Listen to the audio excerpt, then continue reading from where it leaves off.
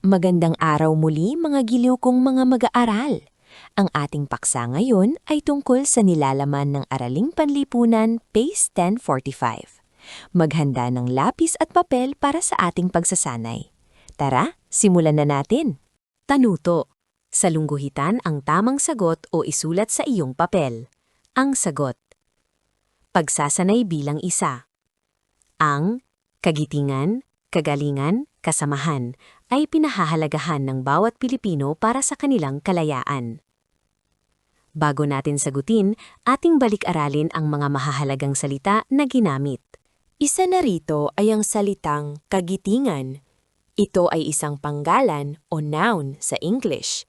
Ang mga kasinghulugan nito ay katulad ng pagkamakabayan, kadakilaan, at sa wikang English, ang kasinghulugan ay bravery, heroism. Ang isa pang mahalagang salita ay ang kagalingan. Ka-ga-li-ngan. Kagalingan. Ito ay isang panggalan or noun in English. Ang mga kasinghulugan na salita ay kabutihan or welfare or goodness in English, kabaitan or virtue or godness in English, kasanayan or proficiency in English. Ka-ga-li-ngan. Kagalingan. Ang isa pang salita na ginamit ay ang kasamahan. Ka-sa-ma-han. Kasamahan. Ito ay isang pangalan or noun in English. Ang mga sumusunod ay kasama sa mga salitang kasinghulugan nito. Panyero or colleague in English. Kasama or companion in English. Kaibigan or comrade in English. Ka-sa-ma. Ang isa pang salita ay pinahahalagahan. Ito ay isang pandiwa or verb action word in English. Ang mga sumusunod ay kasama sa mga salitang kasinghulugan nito. Iniingatan, esteemed, appreciated, give worth, treasure. Pinahahalagahan. Samantala, ang mga salitang ng bawat Pilipino, ang kasinghulugan nito sa English ay of every Filipino. At ang mga salitang pa sa kanilang kalayaan ay may kasinghulugan sa English na for their freedom. Ngayon ay handa na tayong sagutin ang unang bilang ng pagsasanay. Balikan natin. Bilang isa. Ang kagitingan, kagalingan, kasamahan, ay pinahahalagahan ng bawat Pilipino para sa kanilang kalayaan.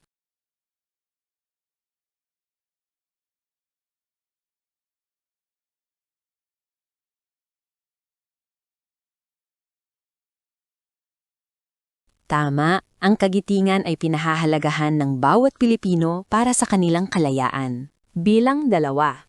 Sumapi si Gregorio del Pilar sa samahan nina Andres Bonifacio, Jose Rizal, Lapu-Lapu.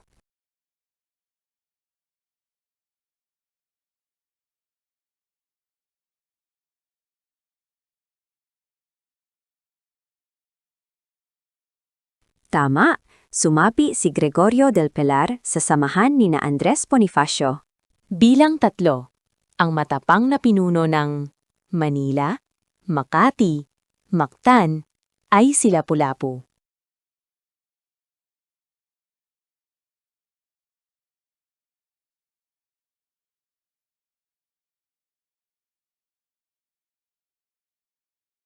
Tama, ang matapang na pinuno ng Mactan ay si Lapu-Lapu. Bilang apat. Ang mga Espanyol ay natalo at napatay ng pangkat ni Lapu-Lapu, Gregorio, Andres, si Magellan.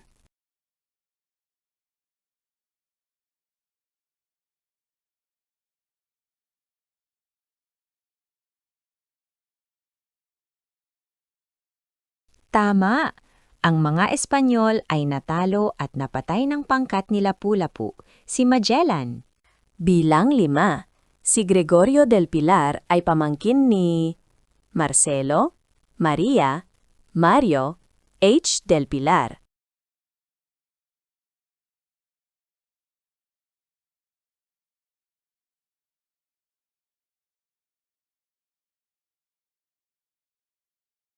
Tama. Si Gregorio del Pilar ay pamangkin ni Marcelo H. del Pilar. Bilang 6, malimit makatanggap ng maliit na bato, aklat, baril, si Gregorio mula sa kanyang tiyo.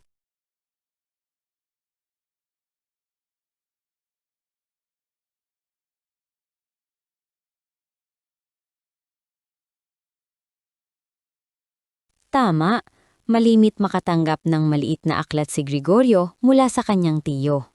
Bilang 7, kilala rin si Gregorio sa pangalang Toto, Pia, Pio, del Pilar.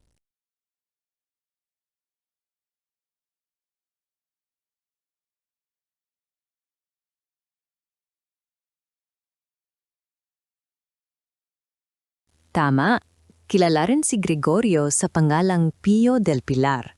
Bilang 8, isa sa pinakabatang general, si Marcelo Romulo Gregorio na nakipaglaban noong Philippine-American War.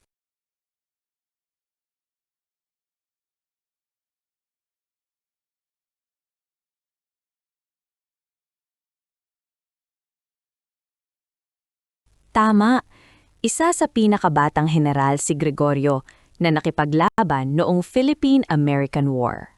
Bilang 9, si Gregorio ay 24, 34, 44 taong gulang nang siya ay namuno.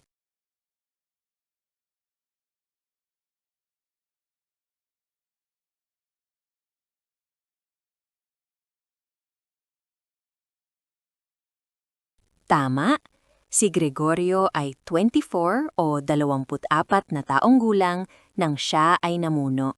Bilang 10, namatay si Gregorio sa Tirad Pass noong Oktubre, Nobyembre, Disyembre 2, 1899.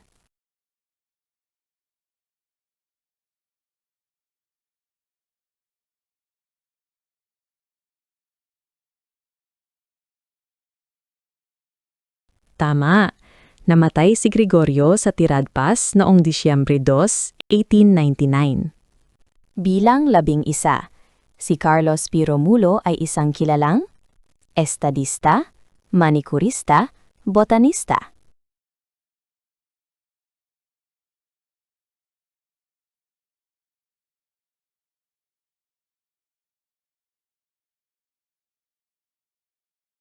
Tama, si Carlos P. Romulo ay isang kilalang estadista.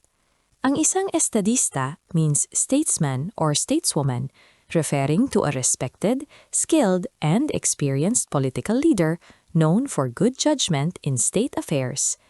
It describes a wise politician guiding a nation, often with a clear vision for the public good, an expert in government matters.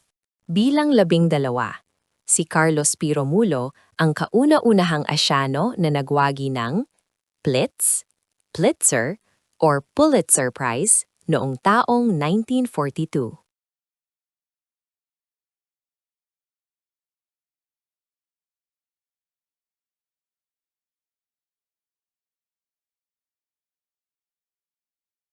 Tama, si Carlos P. Romulo ang kauna-unahang Asyano na nagwagi ng Pulitzer Prize noong taong 1942. Bilang 13, malaki ang naiambag ni Carlos P. Romulo sapagkat siya ang naging Resident, Commission, Commissioner, Commitment ng Pilipinas sa Kongreso ng United States of America.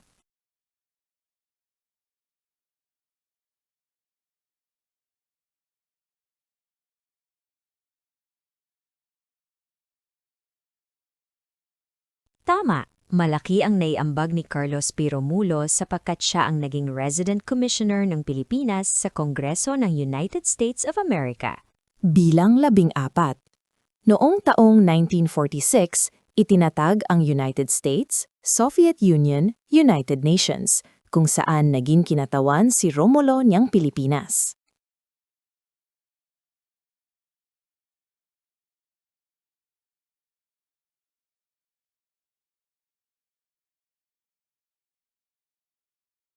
Tama, Noong taong 1946, itinatag ang United Nations kung saan naging kinatawan si Romulo ng Pilipinas.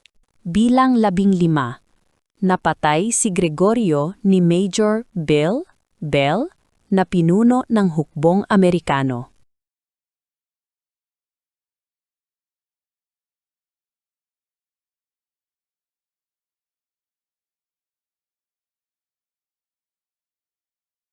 Tama, napatay si Gregorio ni Major Bell na pinuno ng hukbong Amerikano. Bilang 16, ang labanan sa Mactan ay naganap noong 8 ng Abril, Mayo, Hunyo, 1521.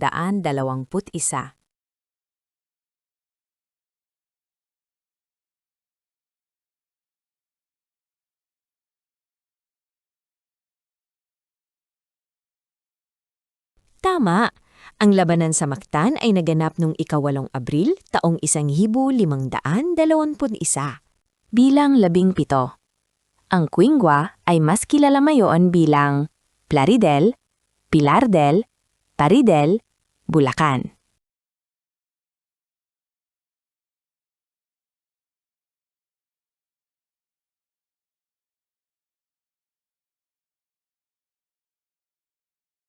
Tama! Ang Quingwa ay mas kilala ngayon bilang Plaridel, Bulacan. Bilang 18. Naging manunulat, patnugot, tagapaglathala si Romulo sa gulang na 30 o 30.